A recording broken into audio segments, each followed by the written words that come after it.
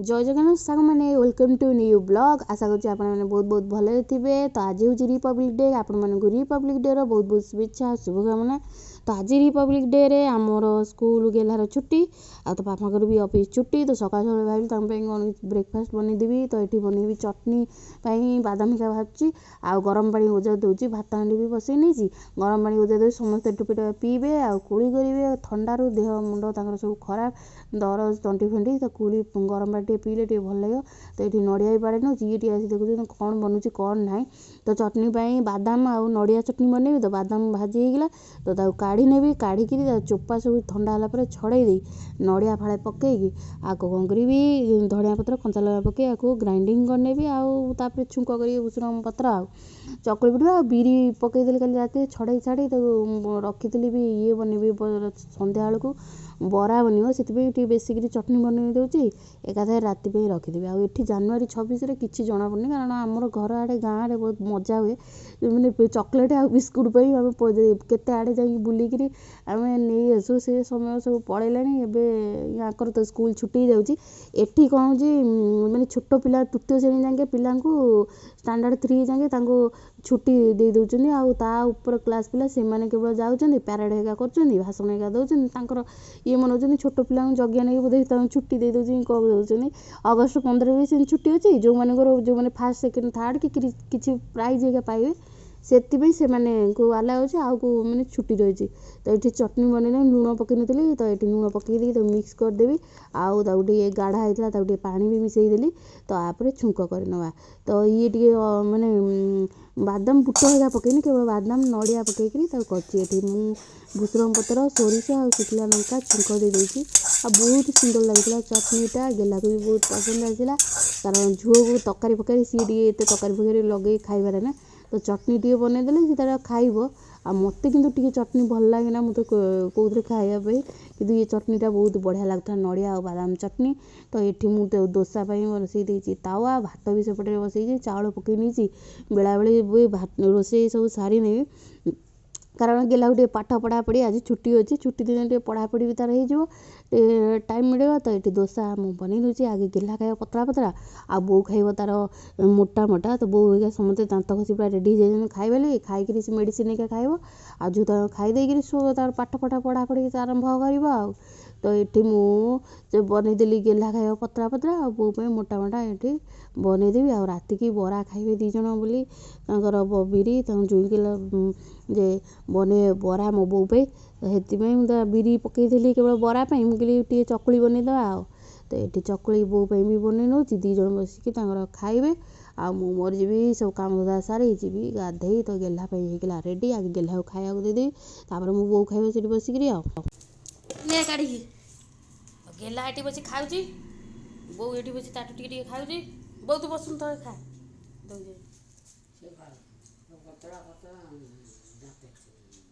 मोटा मोटा सब करदेवी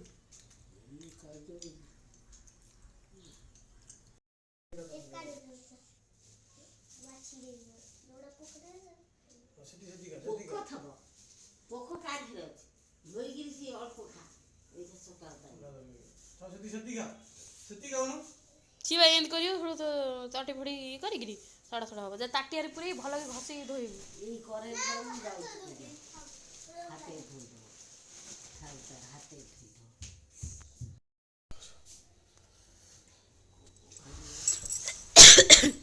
पोईर गुड़ी भारी पड़े यहाँ लु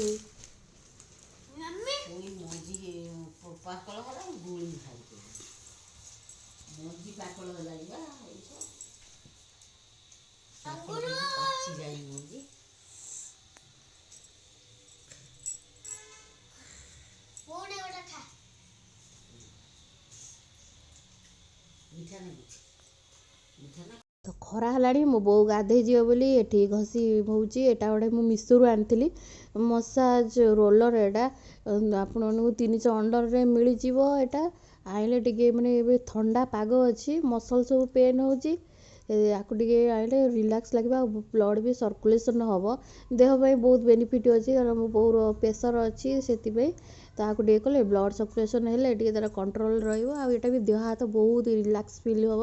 ଯେତେବେଳେ ମସାଜ କରିବ ଘଣ୍ଟାଏ 2 ଘଣ୍ଟା ଏମିତି କରିଦେବେ ନା, ତେଲ ଲଗେଇ କରିପାରିବେ ନା ନର୍ମାଲି ଏମିତି କରିପାରିବେ। ଆଉ ପାଦ ଫାଦ ପାଇଁ ଏଇଟା 8 ହୁଇଲ୍ ବାଲା ଅଛି, ଆଉ ଗୋଟେ 10 ହୁଇଲ୍ ବାଲା ଅଛି। ଏଥିରେ ଆପଣମାନେ ସବୁ ମସାଜ କରିପାରିବେ। ଆପଣ ପାଦ ତଳ, ଭଣ୍ଡା, ଆପଣ ଜଙ୍ଘ, ବେକ, ଗୋଡ଼, ମୁଣ୍ଡ, ହେୟାର ଫଲ୍ ବି ଯଦି ହେଉଛି ନା ହେୟାର ଗ୍ରୋଥ୍ ପାଇଁ ବି ଇଏ କାମ ଦେବ। ଆପଣଙ୍କ ହେୟାର ବି ଯେଉଁ 2 ହୁଇଲ୍ ଅଛି ଆଗରେ ତାକୁ ବି କରିପାରିବେ। ହାତ ସବୁଆଡ଼େ, ଆପଣ ଯଦି ଅଣ୍ଟା ଟିକେ ପତଳା ଅଛି ତ ଅଣ୍ଟାକୁ ବି ଏଥିରେ ମସାଜ କରିପାରିବେ। ମସାଜ ପାଇଁ ଇଏ ବେଷ୍ଟ ଅଛି, ଆର କିଛି ସାଇଡ଼୍ ଇଫେକ୍ଟ ନାହିଁ। ଆପଣଙ୍କ ବି ହେଲ୍ଥ ବେନିଫିଟ୍ ବହୁତ ସାରା ହେବ। ତ ମୋ ବୋଉ ପାଇଁ ଟିକେ ଆଣିଲେ, ଆକୁ ଟିକେ ଘଷି ଘାସି ଦେଲେ ଦେହ ହାତ ଦରଜ ହେଉଛି, ଇଏ ହେଉଛି, ପେନ୍ ହେଉଛି, ତ ପେନ୍ ଟିକେ କମିଯିବ ଆଉ ଗାଧେଇ ଯିବ। ସେଥିପାଇଁ ମୁଁ କହିଲି ଟିକେ ଘଷି ଘାସି ହେଇଯା, ଦେହ ହାତ ଟିକେ ଭଲ ଲାଗିବ। କାରଣ ଏଠି ତାକୁ ପାଣି ଟିକେ ଇଏ କରୁନି, ସୁଟ୍ କରୁନି, ତାକୁ ଥଣ୍ଡା ଜୋର ଧରୁଛି। ସେଥିପାଇଁ ମୁଁ କହିଲି ଟିକେ ଘଷି ଘାସି ହେଲେ, ଖରା ପଇଲେ ପାଣି ଟିକେ ଇଏ ହେଲେ ତ ଗାଧେଇବ। ତ ଏବେ ହେଇଗଲାଣି ସନ୍ଧ୍ୟା। ତ ଇଏ ତାଙ୍କର ବନଉଛନ୍ତି ବରା, ସବୁ ଛୋଟ ଛୋଟ ବରା ବନଉଛନ୍ତି। ତ ଏଠି ଖାଇବେ ଆଜି ସନ୍ଧ୍ୟାରେ ସବୁ ବରା। ମୋ ବୋଉର ଫେଭରାଇଟ୍ ହେଉଛି ବରା। ମୋ ବୋଉକୁ ବରାରେ କେହି ପାରିବେନି। ମୋ ବୋଉ ବହୁତ ବରା ଖାଇବାକୁ ଭଲ ପାଏ। ସେଥିପାଇଁ ଆମର ତ ଏଠି ବରା ମିଳୁନି, ସେଥିପାଇଁ କହିଲି ଟିକେ ବନେଇଦେବୁ ଘରେ। ଜୋଇଁ ତାଙ୍କର କହିଲେ ମୁଗ ବରା ଖାଇବାକୁ ବୋଉ କହୁଥିଲା, ବୋଉ କିନ୍ତୁ ମନା କଲେ, କହିଲା ମୋତେ ମୁଗ ବରା ଖାଇବିନି, ମୁଁ ବିରି ବରା ଖାଇବି। ସେଥିପାଇଁ ଇଏ ସେଠୁ କହିଲେ ବିରି ବରା ତାଙ୍କ ପାଇଁ ବନଉଛନ୍ତି। ଝୁଅ ଆଉ ବୋଉ ତାଙ୍କର ରେଡ଼ି ହେଇଯାଇଛନ୍ତି ଖାଇବା ପାଇଁ। ଆଉ ଆମେ 2 ଜଣ ଏଠି ବନଉଛୁ। ଆଉ ଇଏ ତାଙ୍କୁ କହିଲେ, ମୁଁ କହିଲି ମୁଁ ବନେଇବି, ସେ କହିଲେ ନାଇଁ ମୁଁ ବନେଇଦେବି। ତ ଇଏ ତାଙ୍କର ଏଠି ବସି ବନଉଛନ୍ତି। ଇଏ କିନ୍ତୁ ବନେଇବେ, ଖାଇବେନି, ଏତେ ଜମା ଖାଇବେନି। ସିଏ ତେଲ ଜିନିଷ ଖାଉନାହାନ୍ତି କି ବରା ଫରା ଏତେ ଭଲ ପାଆନ୍ତିନି। ଇଏ କେବଳ ମିଠା ଜିନିଷ ଖାଇବାକୁ ଭଲ ପାଆନ୍ତି। ଏବେ ସେତକ ବି ବନ୍ଦ ହେଇଯାଇଛି।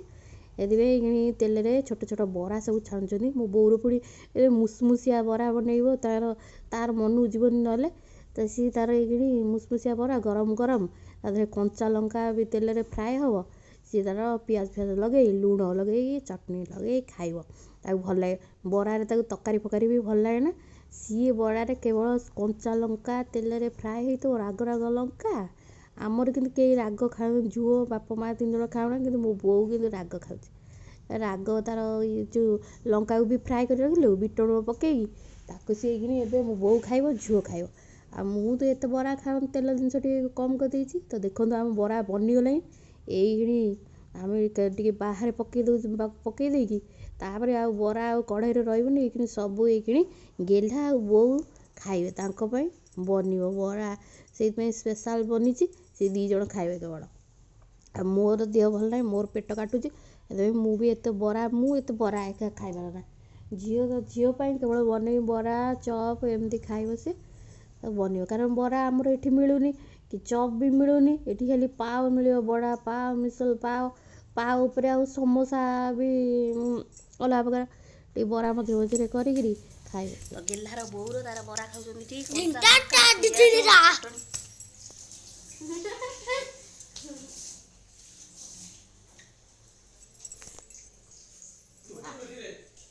କ'ଣ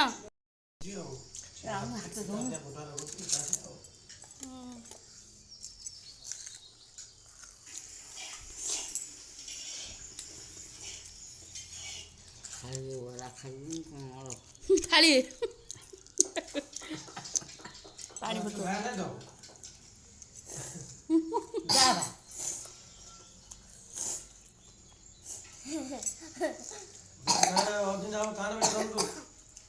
ଯା ହାତ ଧୁଅ।